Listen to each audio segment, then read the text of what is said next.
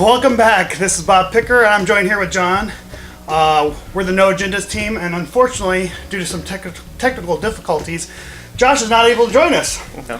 So, yeah, my technical difficulties. But anyway, we're here to do the up and over, I guess, review. Yeah, the fourth, whatever. Yeah, the unboxing, the fourth cycle, or the fourth data pack. Yep. So we got 2 more packs after this, but we'll start off with John. All right. Well, so the first thing we have is a HB Ice Architect. That's a Sentry. Costs 4, has 3 strength, influence of 2, and was designed by the 2012 World Champion Jeremy Zwern. And so first off, Architect cannot be trashed while installed.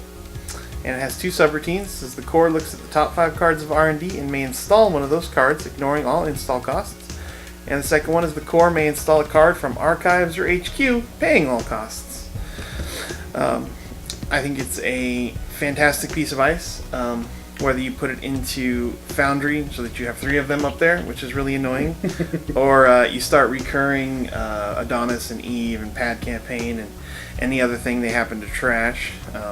It goes good well in any deck, I think. I mean, it could be useful in RP. It could be useful in a Neur's hub even. Right. Something I was thinking about is since you install the card from Archives or HQ, theoretically the card is face down. If it's in Archives, you could put agendas you've thrown away to sneak it in. I was thinking the same thing. I'm like, yeah, you could actually put that in there as a way to pull back agendas out of the Archives. Yeah. And then of course you could bring traps back too if you're Jinteki. Ones you've thrown away, of course. You can bring Ronins back. All sorts of annoying things. Oh yeah, I mean it's just a really solid piece of ice. Yeah. So if you look at the top 5 cards of R&D, I guess you actually have to put them back in the same order. It doesn't say so though. Well, I mean, it doesn't say you have to put them back in any order though. Yeah, so I'm assuming you have to put them back in the original order. Yeah. Because you're just looking at the top 5. That'll be an FAQ, I'm sure. Just for clarification, probably. Yeah. Yep. Yeah, and actually, how would it be to have your actual face on a card? I mean, it's pretty cool looking, man. Jeremy's like, yeah, I've got you now. Architect. Cool. I like it. All right, so I got the next piece here. So I've got Peak Efficiency, which is an operation. It's a cost of 1. It's HB. It's influence of 1. It's gain 1 credit for each res piece of ice. Great late game. Great for late game economy. But where do you get the deck slot? Right.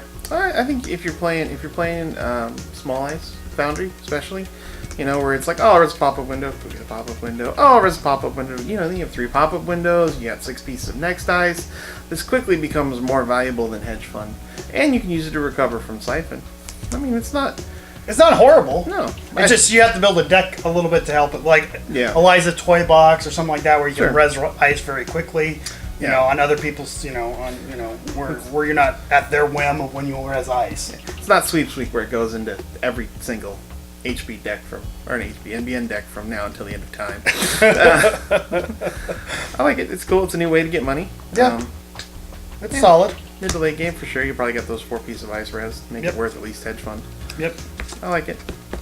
All right. Our next card is a Jinteki agenda called Labyrinthian Servers. Labyrinthian.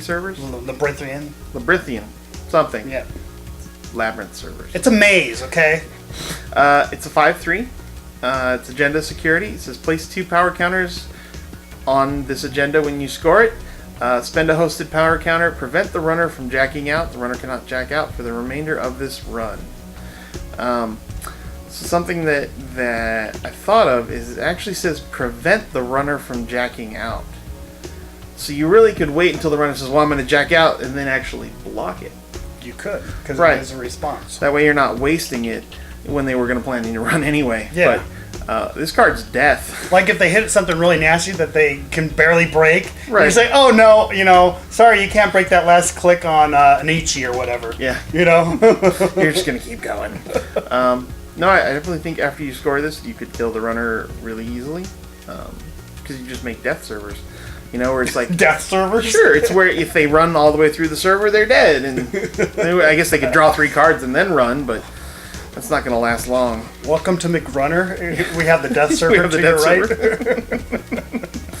I think it's... I mean, it'll be hard to score. I think it goes into Harmony Medtech if you're still going with the 6 3-point agendas, because it'll replace Priority Rec, no problem. Yeah. I like it. RP is really nasty. You can set up some, where they have to run all the time. Yeah, and you have to make them go through the server and then make them go through another server. Yeah, they can't jack out. They got to go all the way in. Access something. Sure. Yep. So, yeah. It can be very, very mean. Very good. All right. So I get Ashiguru, which is a barrier ice. It is Jinteki. It's actually influence of 3, so it's pretty big for influence. But it has it actually gains subroutine in the run for each card in HQ. So it's a 9 to res, 4 strength barrier. Big barrier for Jinteki. Yeah, especially once you have all 5 cards in your hand. It costs you 7 to break, which is really big. It's even with Corroder, you mean? Yeah, with Corroder. Yeah. I mean, that's pretty much what you're going to break it with. That's what everybody breaks barriers with, right? What's her name won't work very well against it because she only breaks 1 of them. It is easy to parasite at 4 strength, which I guess would be, are you going to pay 9 to have somebody parasite and kill your cool barrier? I don't know. Yeah, and the artwork's awesome on it. Yeah. I mean, it actually means, it was like Ashigaru was the spearman, the militia in Japanese culture. So it's really, I mean, the art and the flavor text and everything else. I love the flavor text. The way past is to go a different way. a lot of the Jinteki cards steal words from Japanese words or mythos or whatever. Yeah, like Shikyu and Susan. Yeah, Susan. Yeah, just call her Susan. Susan. Yeah. No, I like it. I don't know if I'd play it though because that 4 strength makes it a big investment. I mean, I guess if you're not playing against Parasite, then sure, it's great. Well, Susan's 9 too, right, Jerez? Right, but she's a strength 7. So. Yeah, and she's a sentry. Yeah, so which is a lot brutal. Be a lot. Yeah, she can be very brutal. Yep. But it's a fun card. I don't know. It's new. It's different. I like it. I think you'll see it more out of faction. Not at 3 influence. I'd rather play. I mean, you'd rather play Toll Booth. But were those like what is it, cerebral imaging, where you could just hold the cards in your hand? Sure, cerebral imaging. That's where I would see it. Would make it very annoying. Yes. Though the 9 credits to install it could be a little rough to the hand because you lose 9 cards from your hand if you're at max hand size. There is no max hand size, right? Well, it's your credits, so I don't know. Yep. All right.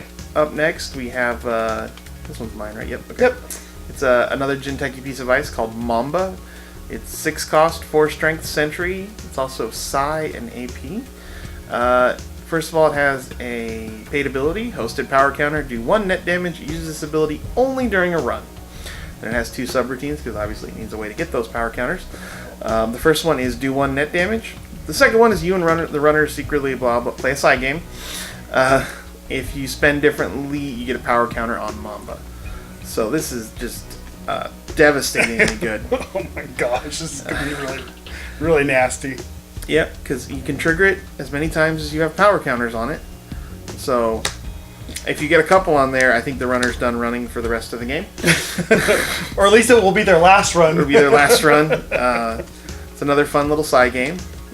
Which is great for Nisei now, because now you have enough, I think, side game to make Nisei even, a more viable deck. Right, and I mean, compared against Personal Evolution, giving up the 1 free net damage if they steal something, still kind of a toss-up. I don't know. It'd be something to try, but I like it. I think it's great because you're gonna have people run into it by accident. It's expensive to break. It's awesome. Well, I mean, when you look at Nisei, I mean, it's like they get 1 credit every time they do a side game, right? Automatically. So basically, they're bidding from 0 to 3, basically. Right. Well, yeah. Well, they can't actually bid the 3. Yeah, but I mean, for their purposes, you could. They'll always have lots of money. Yeah, lots of money for it. So you can bid 0 every time and get a credit for it. Or you can always be bidding a credit, making sure the runner pays a credit. Exactly. I mean, so I think it just gives them another piece of ice that they needed. Yeah, get a couple House of Knives, and they're dead. Jinteki is definitely getting its teeth back. Yes. Like it never lost them, really. I don't know. It wasn't as it went down for a little while, but. Well, Near Earth Hub, I mean, kind of wiped the meta a little bit. Near Earth Hub is just evil. Yeah. All right. So I've got the next one, which is an asset. It's a hostile asset, or i.e. trap. It's MBN. Its res cost is 0, and it says reversed accounts The name is reverse accounts, by the way. Reverse accounts can be advanced. And it says click and trash. Runner loses 4 credits for each advancement token on reverse accounts. The trash cost is 3. Influence is 1. Love this trap. This is a no lose card for the corporation. I mean, you're going to either take 4 credits from the runner, or they're going to have to spin a click and come trash it for 3. Yeah, for sure. You pay, one to install it, one to advance it. So you've paid 2 clicks, and they're going to pay 3 money for it to get 3 credits and a run to come find it. Otherwise, next turn they're going to lose, 12 credits. And it also gives a trap back to NBN that's worthwhile. I mean, Ghost Branch is fine, and it's nice to make people run into, but usually Ghost Branch you're not going to advance too many times. Well, that's it. That's it. With Ghost Branch, you advance it maybe once, twice, maybe. And it's not as painful, but this could definitely ruin someone's day. If you don't trash this, I mean, there goes your credit pool. Yeah, count siphon, something like that. Yeah, they don't have to be tagged for it. It's a nifty little way to close accounts. Yep. I think it's a install advance once. I don't think I'd advance it twice, unless it was protected and you're just going to kill all their credits. Yeah. Because then I think it's not a fair exchange. You're losing too much to play it. Yep. But it's cool. It's something new, something different, and it's mean. What would be interesting? Put this in front of a matrix analyzer. So I mean, okay, all right, so fine. Well, the matrix analyzer, I put the credit on there. Well, you'd have to hope they don't trash it then. Yeah, but if they don't, I mean, if they get through or whatever, hit a matrix analyzer somewhere in the field, make it lose a little more. Yeah. Hey, not a bad plan. Help you trash your own money. Yeah. So it's my turn. No, your turn. My turn. Yep. So next up we have a NBN ice. It's called the Universal Connectivity Fee. It costs 2. It has 2 strengths. It's a trap. It has 1 subroutine that says the runner loses 1 credit unless the runner is tagged. If the runner is tagged, he or she loses all credits in his or her credit pool, and the core trashes Universal Connectivity Fee. And it's 1 influence, so it can go wherever it wants to go. It's so funny. The flavor text is so funny. It's a small one-time fee, apparently. Only I've paid it 17 times. So, I think it's a wonderful card. I think you're either going to play it one of 2 ways, and that it's going to sit there and it's going to be an on-demand closed accounts behind like a data raven or information overload, especially if you're playing Tracy NBN. Or, it's just I'm going to take 1 credit from you every time you come into the server. I turn off your Desperado, effectively. Stuff like that. I like it. It's good. It's cheap. It's nice that it doesn't get trashed like normal trash or trap ice. I mean, it can stay out there, like you said, as a taxing piece of ice. Yeah, well, at least until it takes all their money, then it's gone. Yeah. No, it's a beautiful little piece of ice. Only if they're tagged, right? Yeah, if they're tagged, they lose all their money, and then this goes away. But you could drain them if they just keep on hitting. Yeah, you just keep taking pop-up window, but you don't get the benefit of it. Yeah, you can have it in front of a pop-up window in front of. Yeah, it could be very, very frustrating. Yeah, UCF. UCF. A lot easier to write than Universal Connectivity. Yeah, I like it. It's good. It gives strength to Tracer NBN. Yep, I like it a lot. Which is important with Near dominating the world. You're up. Yep. So I got the new ID, new corporate ID for Wayland called Blue Sun, powering the future. So it's a 45-15 standard deck size and influence. It says when your turn begins, you may add 1 res card to HQ and gain the credits equal to its res cost. Unlimited energy, reasonable prices. Nothing like a blue fusion reactor in your backyard. Yeah. So something I noticed, and I don't know if this holds true or not, but is this the first ID that's not a division with its own name? Interesting. It is not a division. You're right. Good catch. Like, I don't know if Near Earth Hub is a division. It's probably not. But, yeah, because before now, all we had was Wayland. We had Wayland, Jinteki, House Byroid, and NBN. But they were all called that, and then they had different division subtitles. But the ones that actually had the new names, like Tenon and stuff like that, were all divisions. So, I wonder if this is the first one. NBN is, and Near Earth Hub is probably the first one. Just because it follows the same, they're on the moon. They're on the moon, so they can set up whatever they want to do. But as for the card itself, I think it'll be a lot of fun. Oh, this card, I mean, with Oversight AI. Sure, Oversight AI. I mean, you could instant pay a credit, flip over a Janus, Next turn, suck it back in your hand. It's not a bad trade. Turn delay for 13 credits. And it's, you can still put it out there to play it again. Actually, that'd be a way to get it up. Get Janice up by getting the money for it and then just putting her back down. That'd be very cool. I'm trying to think that it would actually be... No, it wouldn't hurt Reyna. If they, for some reason, put a bishop on your server, that would be kind of mean. I'm going to pull my ice back. I know it costs... I don't know, we have to read wording on bishop, but... Because I don't know if bishop just increases the res cost or just increases the credits you have to pay when you res. But you could bounce, you're killing chess piece ice, you're killing parasites. Well, that's the whole thing is with knight. I mean, it's like, okay, killing knight, yeah. Okay, I'm gonna get the money back and I trash your knight at the same time, or your parasite or whatever. Fem too. Fems are great, yeah. Yeah, I think it'll see play. I think it's. I don't know if it's better than transaction Wayland, but I guess you don't have to be much better. You can bounce. What's her name? The BP girl, Elizabeth. Oh yeah. You were talking about that to get rid of BP. So put all the nasty illicit ice in there. Yeah, res everything. Yes, I do have 8 BP. I get one off my back.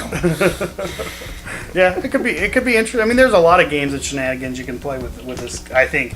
I mean, you get a toy box too, where you can just click to res stuff and then get the credit for that. Bounce private contracts back. Private contracts.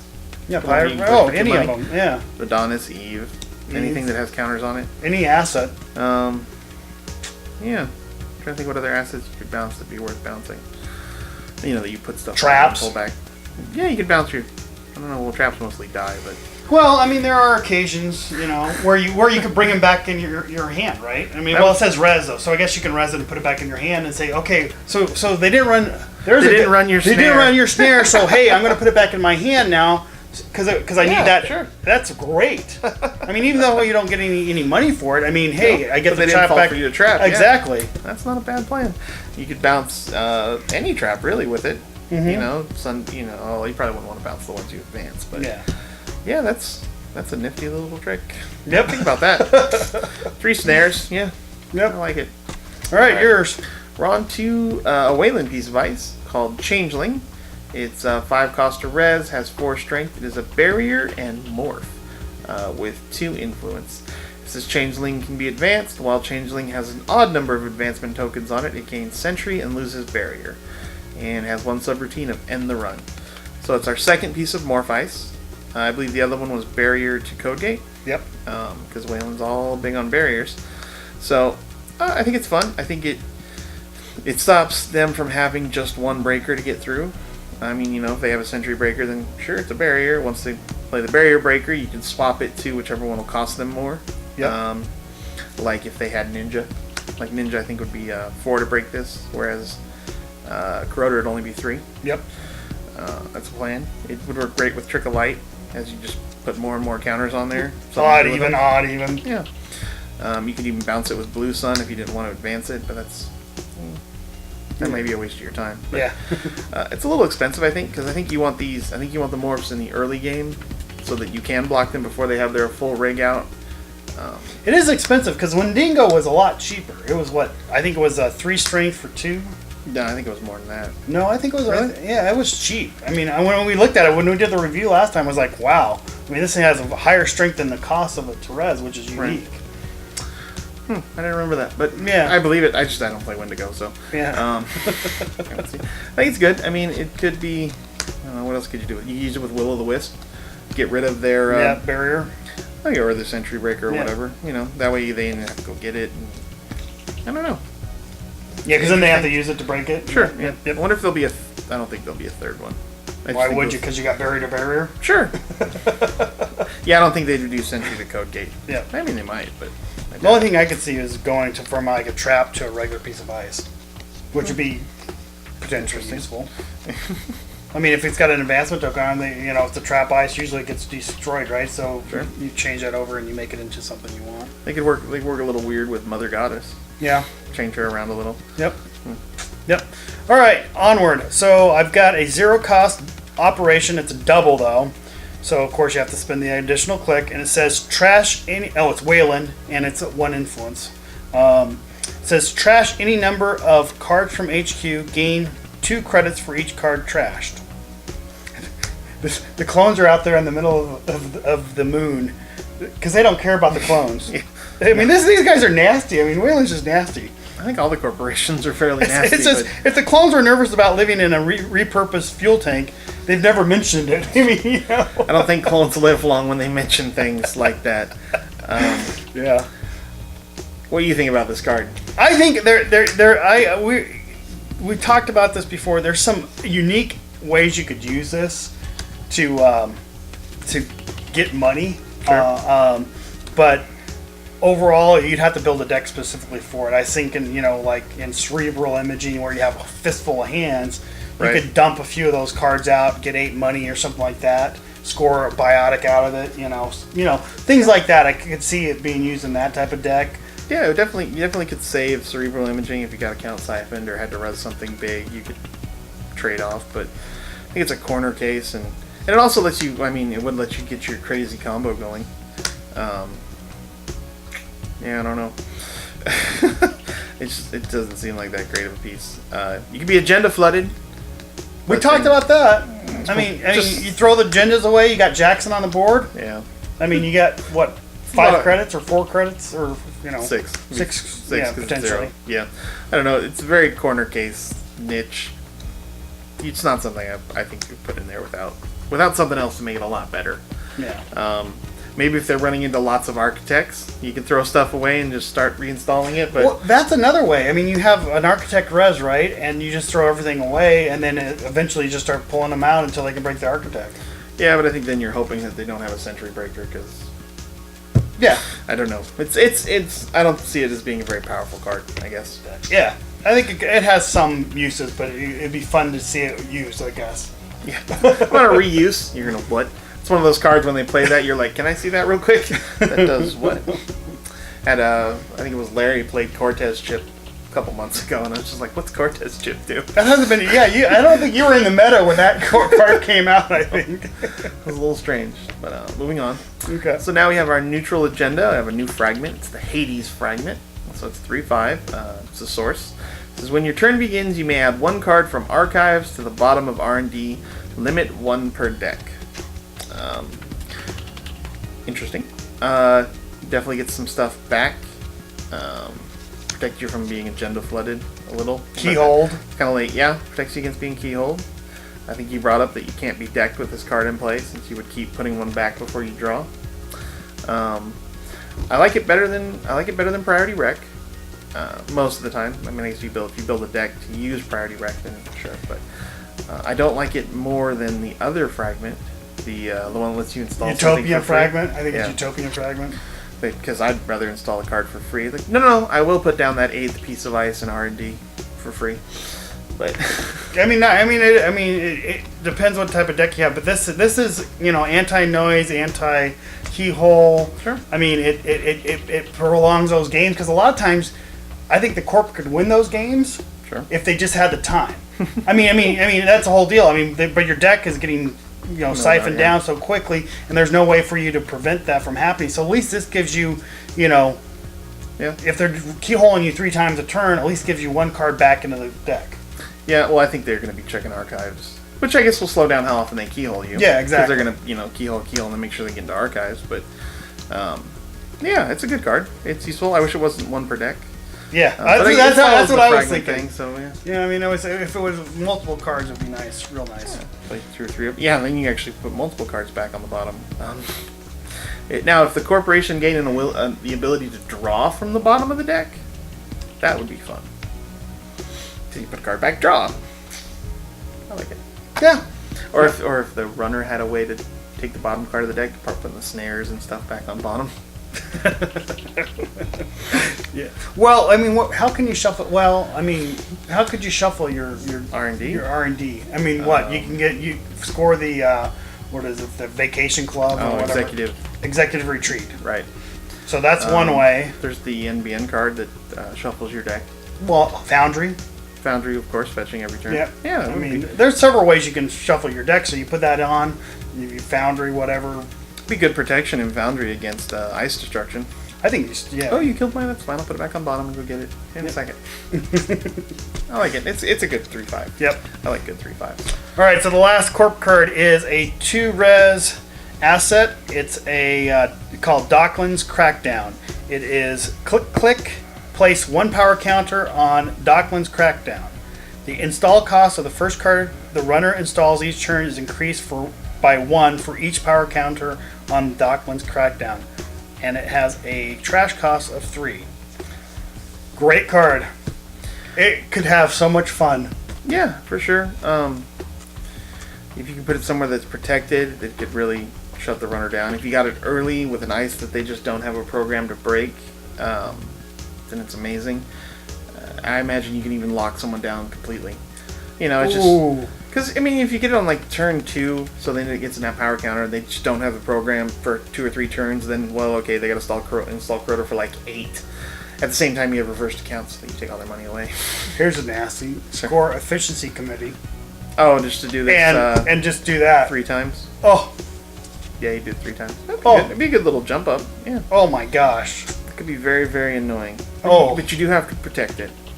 Yeah, you have to protect little it. caprice. Yeah, put her with. I mean, this card will see some play. I mean, I think you can make the runner's life miserable. Yeah, though late game it'll probably be worthless. Yeah, once they get all their stuff in, right? In a Project Atlas deck, where you like Psychographics Project Atlas. Yeah. And just your board's dead. Now we're gonna play this and starts. That'd be just mean. Be cruel. The corporation likes to be cruel. That is. That's what they're good at. Yeah. All right. Well, that's the corporation side, and we'll be back in just a second to talk about the runners.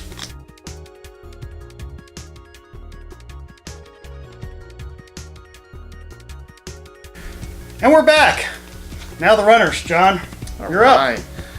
Probably should let you go first since you actually like this card, but no, I'll let you go, and then I can, I can make my case. It's an Anarch event. It's called Inject. Costs 1 to influence. It reads: reveal the top 4 cards of your stack and trash all programs revealed. Gain 1 credit for each program trashed, and add the rest of the revealed cards to your grip. Don't like it, huh? No, I don't. It's expensive. I mean, if you're running program light, it's fantastic. It'd be great. But if Anarch, where you're generally running program heavy, whether it's Reyna or Noise, I think you're throwing away a lot of your good resources, and you're not getting a lot of money for it. I mean, 3 credits. See, 4 programs would be 3 credits because you have to pay 1, but I don't like it. So you don't see it as a draw card, or even replacing Diesel in certain Anarch builds? I mean, I can't think of the Anarch build that runs program light. I mean, most Anarchs are either chess or parasite viruses, Yeah, I think that's kind of what I was thinking. There's 2 ways to look at it. Is either you're program heavy, you get 3 credits, even if you throw away 3 programs, right? You come out with 2 extra credits. I mean, you may already have a handful of stuff already. It's like drawing cards, but you get the card that you want, like the event or whatever that you're looking for. Maybe. I don't know. I'd hate to throw away 3 knights, or a knight and a rook, or parasite and cash. I'd be really upset if I threw away cash. Yeah. I think Inject cash, cat. yeah. The last time you inject, right? Well, it kind of fits it. It's like, okay, sometimes it's good, sometimes it's bad. It's a risk reward card is what I look at it as. Sure. I think if you want to throw the programs away and you have plenty of programs and you need money, that's fine, because there's Anarchs have a lot, Deja Vu if you're looking for viruses. Sure. You could power up and get the virus that you want back in your hand, right? Sure. If you have caches in the archives, or in your heap, right, play this and get the Deja Vus that you're looking for, the events that you need. Yeah, could be. I don't know. I don't think it's reliable. I think if you need the influence, maybe.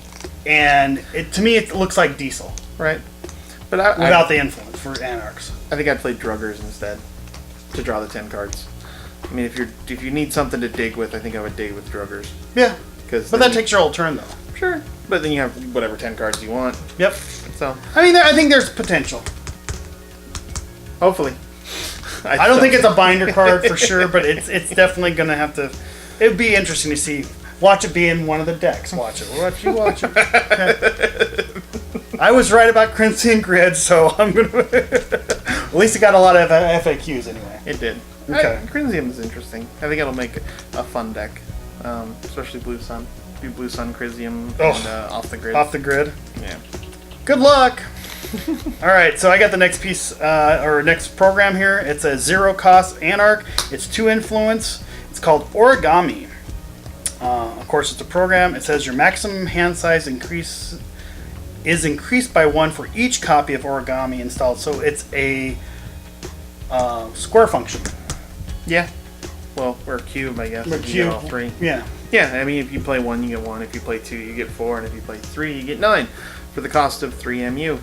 Well, I don't know. It's anti-plasticrete. I guess if you're playing like Reyna, where you have the 3 extra memory for your knights and rooks and stuff, it might work out. Or you just play more memory heavy for it. I mean, yeah, the runner, core. Jinteki would cry. Like, yes, I do have 14 cards in my hand. Kill me now! So it's anti-plasticrete, so you can have 9 cards on top of what you're... Anti-scorched, yeah. Yeah. Well, you actually would live. If you had all 3 out, they couldn't triple scorch you. Because that's 12 and you could have 13 There cards. you go. There you go. There's a meta breaker right there. The super scorch defense. That's kind of funny, but... until you run out of cards from them just picking away at you. So you could hold 14 cards in your hand. Yeah. I don't know what you do with them all. Oh, you get druggers. There you go. You get druggers all day long. 3 Origami and druggers. And you never have to discard. Play a Djinn or something. Put all 3 on a Djinn. Yeah, or Leprechaun or whatever. It's interesting. It's not bad. But it's a lot of MUs. Yeah, I do wish it was a virus. Oh, man. Even a 1-cost virus, but it'd be too good if it was a virus. Just because it'd be a 1-cost. I mean, they could print blank 1-cost viruses at this point. What's it do? Nothing. It's just a virus. It costs 1. I'll take 3. I don't know. I mean, Lamprey's great. It doesn't even give you money. Well, we can Aesop's it then. I don't care. Exactly. Yeah, that's pretty much what would happen. Yep. Play 1 millicard and I will Aesop's it. I like it. It's fine. It'll be interesting. Okay. All right. Up next, we have an Anarch resource called Fester. Costs 1, has influence 1. It's a virtual resource, which means it gets killed by Foxfire, because we know how often people play that. But it reads, whenever the core purges virus counters, he or she loses 2 credits if able. So, it's nasty. Yeah, I think it'll be a lot meaner in the future. I don't think it's very mean right now. At least when I play Noise, the virus, purging virus counters is generally at the point of it's, whether I already lost the game. You're dead. Yeah, where you've hit them with a couple mediums for like 8 cards, and they're like, "Oh, purged." Okay, I'll get my 4 counters back on. And my you next lose turn. two money. Yeah. I mean, just to put a little salt on the wound. Well, that's what I mean though. I don't know if I would really, if it would have a spot in the deck because I'd rather have 3 more viruses just to make them lose. Now, I think in the future, when we have Hive Mind and Incubator and the other viruses that really just pile on the tokens early, then that'd be great. It'd be like, well, I'll clear virus counters. Okay, lose 6 credits. Maybe I won't clear virus counters. Yeah. I mean, I think you're right. I think, if you have 3 of these in play, you mean? Yeah, of course, if you have all 3. But I think just right now, Noise is really tight to begin with, and Purging is just... it doesn't happen enough. Yeah, I think you could see this where maybe in a non-Noise deck, because Noise is not usually, like you said, gathering a bunch of virus counters, but where you have like maybe like a wizard or or something like that, where they have one specific program that's sucking up virus counters. Data sucker, parasite, data suckers. tricks. Yeah, those things. Yep. Okay. I can see it being useful there. All right. Well, good. Now we start with criminal cards. I've got the 3-cost hardware, which is called Autoscriptor, and it says the first time you install a program from your grip during your turn, gain a click. Awesome. It says trash Autoscriptor if you make an unsuccessful run. Wonderful card. Great card. It's an influence of 3 though, is a problem. It is, which I think is a good thing. If it was like influence 1 or 2, it'd be Noise's. Well, I think it'd have to probably be 1 at this point. It'd be Noise's best friend. Oh yeah, I get 5 clicks every turn because I'm going to play a program every turn. That'd be phenomenal. But I think it's good. I think and I can sit back and it will stay out because I don't have to make. Because I'm not going to run at all anyway. Yep. Yeah, I'm going to install 3 viruses a turn. Yeah, and instead of 2. I don't know. I think it's good. That extra click. The problem is I mean, how many if you're playing like Andy, how many programs are you actually going to install in a game? 4, 6 maybe. And if you're maybe a couple more if you're running parasites. Yeah. So I mean, is it worth a deck spot and 3 credits for that? Maybe. It'd be hard to put into Kate because again, 3 influence. Yeah, it's pretty expensive. There's not a lot of there's just not a lot of program cycling in Criminal that would make this that you'd benefit from it every turn or every other turn or something. Yeah, and early game it's great. Yeah, sure. It definitely gets you getting your rig set up, and you can make those extra runs. Put that, like you said, with a doppelganger. Sure. Play that card where you can get money for every run. 3 steps ahead. 3 steps ahead, yes. Right? Savoir faire, auto scripter, and 3 steps ahead. You get 8 credits. Yep. Yeah, you install the card in the middle of the run. I mean, it's great. Program. Yeah. Install the program. Yep. Sure. And it has to be from your grip, so you can't clone chip it or anything. Yep. It's interesting. I love the art. I need a USB drive that or flash drive that looks just like that. Little eyes that light up when you plug it in. Kind of like a cross between Punisher and Darth Vader. I mean, that's what it looks like to me. Yeah. Well, I'm a little bit of a cross of both. With beady red eyes. Yes, exactly. All right. So I've got the next. No, it's mine. It's yours? Yeah, 135. So it's a criminal program. 3 cost Switchblade. Has 1 MU. It's Icebreaker and a Killer, which means it's going to get rid of sentries. It starts with 0 strength, and first is a credit, break any number of sentry subroutines. But use this ability only by spending a credit from a stealth card. And the second one is it gets +7 strength, but also only for a credit from a stealth card. And it's got 2 influence. Man, it's fairy on steroids. But you need a stealth card. But you need stealth cards. It's fairy though. I mean, it's great. I think you need a stealth deck for sure. Even more so with Switchblade. Because you have to have stealth credits. Yeah, like if Josh was here, he'd be like, "Hey, this fits right into Nasir." It does. And I think he actually runs Dagger and Switchblade. Because Dagger can be better in some situations because you can break subroutines for regular credits. Yeah, without those stealths. So if you got like Data Sucker to push it down. But this, I mean, you have to have 2 credits for every single 2 stealth credits for every single sentry, which can become difficult. But it's good. It's better than Black Cat, that's for sure, in my opinion. It's lower influence than Black Cat, which is another good thing. So I don't know. I think it fits in this year. It's a solid icebreaker. I could see this fitting in a couple decks. I think you could build around a Tenem or Kenny deck with a stealth load. Because he's got the influence, right? He does have an extra influence, 2 extra. 7, yeah, 17. So I mean, he's got the extra influence to carry the extra stealth cards that you need for this, right? For the suite. The problem is you'd have to pay for the 2 out of Shaper. Shaper has the good code gate, and then, well, I guess this replaces Dagger, so maybe you don't want Dagger. Yeah. But you don't get cloaks. Well, I guess you do get cloaks, but you have to get memory. I don't know. I think it'd be hard to play a non-Shaper stealth deck, especially with this card, because you'd have to have dice and chips or something to give you the memory. Right. But who knows? I think somebody could bring that out and then throw the auto scripter in there and go to town. I mean, that's what Kenny wants. He wants to run. He does want to run an awful lot. I think I could see a deck like that because now you have the key one that you want. I mean, because everyone was playing fairies. This is a permanent fairy. As long as you have stealth credits, which can be very hard to get. But Criminal's got the in-faction stealth for killers, right? Right, but that'd be 3 credits, so you'd only really break 1 sentry with those. So as soon as they res that second sentry... I thought it was reoccurring, though. Well, I mean, once a turn. If they have 2 sentries up, you couldn't break both of them. Gotcha. Yep. Unless it was Roto. Then you could break Roto, because you don't need strength. But yep. Okay. You're up. Alright, so the next one, I've got the first Shaper card, which is called Trade-In, which is an event. It's 1 cost, and it says, as an additional cost to play this event, trash and install a piece of hardware. Gain credits to half the installed cost of the trashed hardware, rounded down. And search your stack for a piece of hardware, reveal it, and add it to your grip. Shuffle your stack. I don't know, John. I'm thinking about what you would actually trade in to get. I mean, the consoles are really tough to trade in because I mean, are you trading in something like you have rabbit holes? You know, I'm gonna trade in Monolith. Trade in Monolith to get a toolbox. Get 9 credits to get toolbox. No. And then they'd say, "Oh, really? Let me get that on tape because that will never be seen again."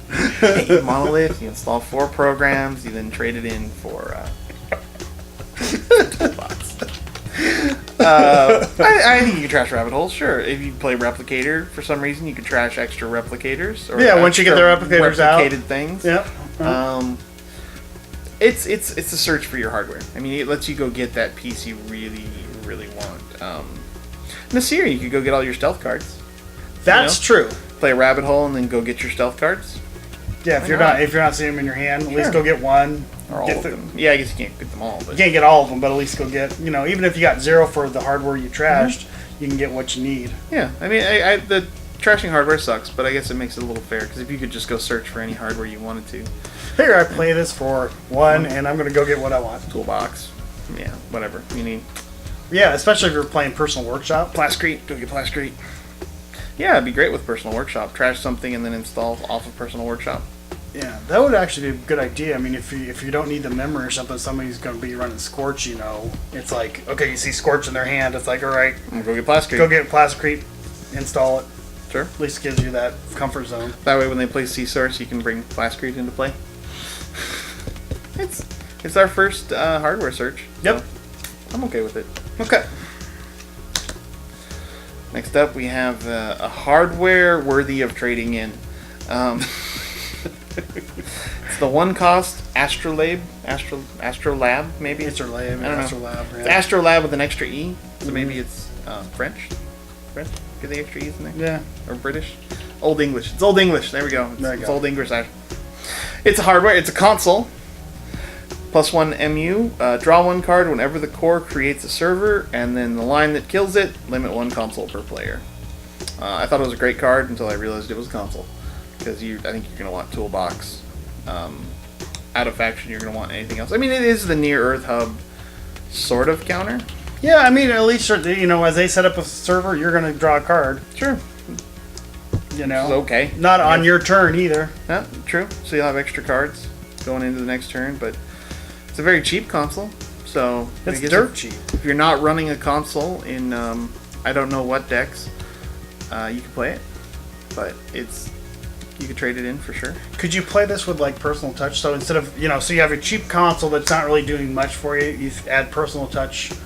To what? No, just you run your personal touch to make your breakers better and make these like super breaker package.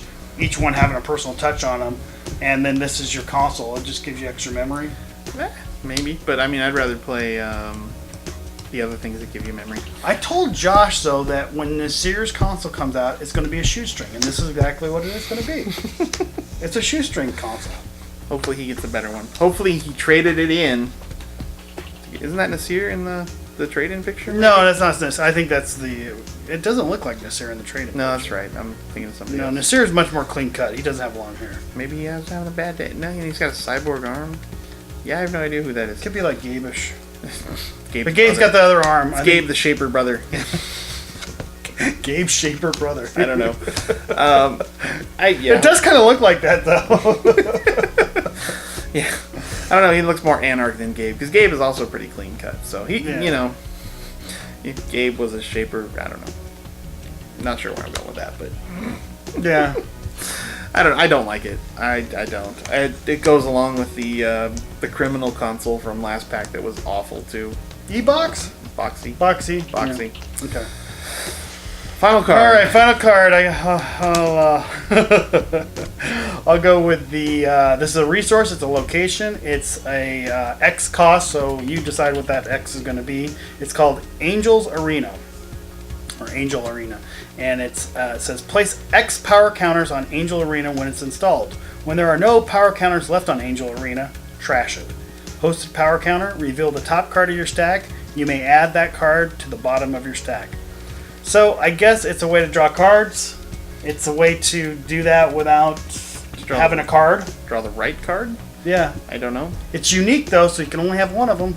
Yeah, and you pay one for every card that you want to do it to, and I'm hoping that there's something down the line somewhere that makes this card amazing. Well, Oracle May makes it a pretty good card. If you can get Oracle May on there, right? So you can reveal the card. She's gonna let you draw for 2, so you're netting 1 credit per card drawn. Yeah. With Oracle May. So it makes it allows you, if you can't afford motivation, I mean that makes it a slight invest. But I mean you're gonna heavily invest into it, slow yourself down, just to make sure you land every Oracle May. And then then you basically turn Oracle May into professional contacts. Yeah. So why not just play professional contacts? Unless you don't have influence. Unless you don't have influence. So I mean, well, the other thing too is, you pay. So how much is Druggers to play? I have no idea actually. Is it 3 or is it 3? It's relatively cheap. Yeah, I think it's 3 to draw 10 cards, right? Yeah, 3 you can play and then you draw 10 cards, sure. So you're paying 3 for that. But you get those 10 cards. This only lets you look at what it is. It doesn't actually let you draw it. So you just get to be like, hey, look, I got it. I shuffle, basically I'm cycling my cards without actually getting them in my hand. Without getting in your hand. So the only card that it really works for right now would be Oracle May. Oracle May, yeah. Or if you just didn't want to draw cards. Or if you had a ridiculous amount of credits for some reason. I guess if you're Nasir and you're planning to run into something, you could play this. I don't know. I think we're reaching at this point. I think we're looking for something in the future that'll make it really a worthwhile card. Yeah, sure. I'm sure it will be. There's something out there. Anyway, all right. So let's go through. What do you think let's do the best art. What do you think the best art is in this pack? I don't know. I'm a little partial to Autoscriptor just because of the scary evil flash drive. It just looks good. You know, I'm gonna plug this in and it's gonna do evil things for me because criminals are evil people. Something. Blue Sun is also really nice looking. I do like the universal connectivity feed because it looks like you're kind of putting a penny into a slot. Yeah, with a Da Vinci on it. Yeah, Da Vinci's whatever of man. Man, yeah. Yeah. Yeah, good. Yeah. Mamba's cool. It's a little dragon. Yeah, I know Josh liked the Blue Sun a lot too. Yeah, it looks good. I mean, it definitely gives you a feel for what they're doing. Yeah. You know, making power, baby. Yeah, making money. Because Wayland was just a big W, so you didn't really get a feel for it. These guys are on the moon with their own sun, which can't be good. Yeah. Well, I think I'm going to pick Ashigaru because I just love that art and it just fits the theme. And, it does. I mean, it's the militia men that serve with the samurais. It's beautiful with long spears. If you don't have a parasite to disease all the troops, you definitely don't want to deal with them. So I think that's going to be in that art. I bet you in a big play mat. Nice play mat, sure. It'd be really cool looking. Yeah, it'd be really cool looking. So I'm going to go with that.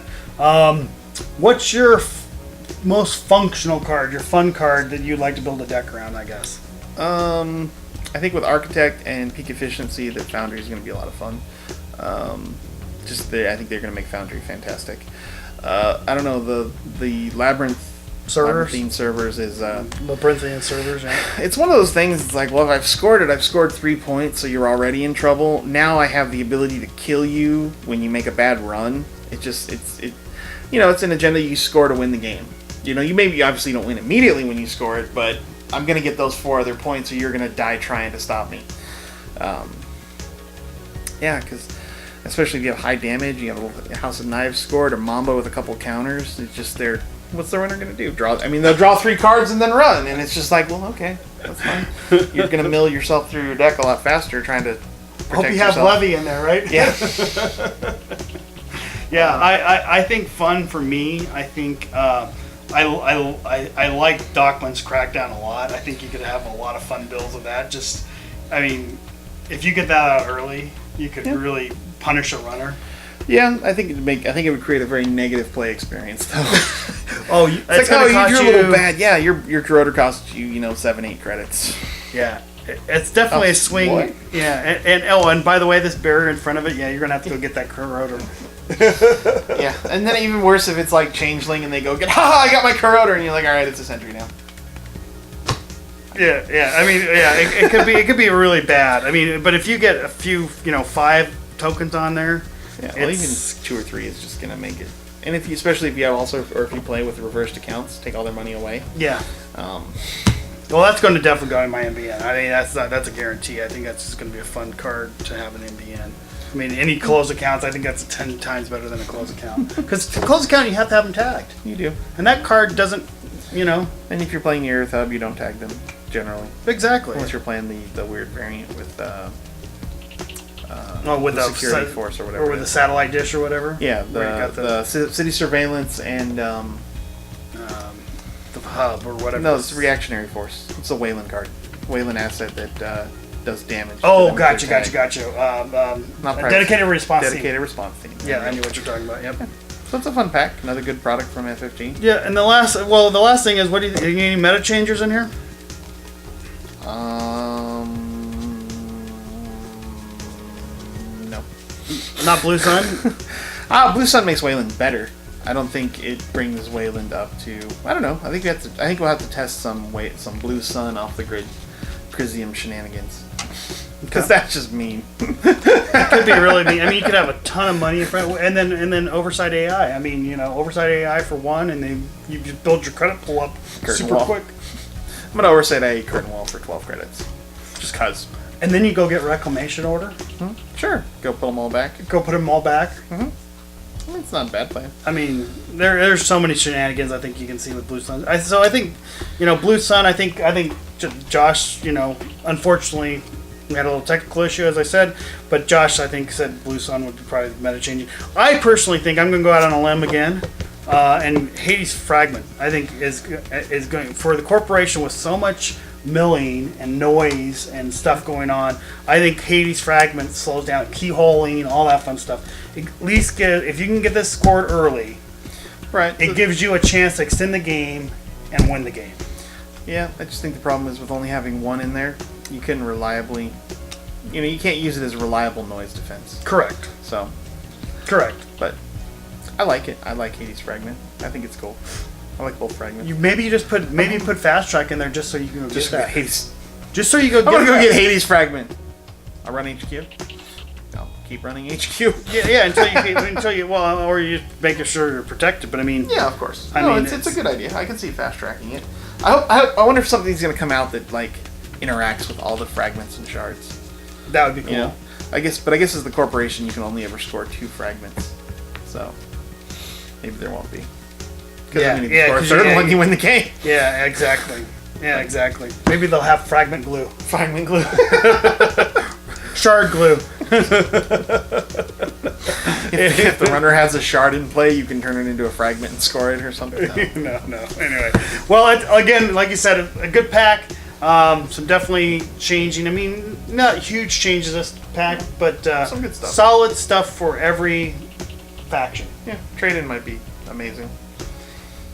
Maybe. I don't know. Fetching the right. I guess I'm not into hardware fetching. I mean, I guess tutors. Tutors are always great. They're always good, and they're always going to be there, and you just figure out a way to do it. I mean, like you said, maybe use it just to trash something for 0. You're not getting any money for it, but you're going to get what you want. You get what you want. Yeah. That's the key. Right. All right. So, well, I'm Bob. I'm John. Thanks for joining us, and hope you like this and continue. We've got some more videos coming up here shortly of some play, and appreciate all your support and your comments. Thanks. Bye. Bye.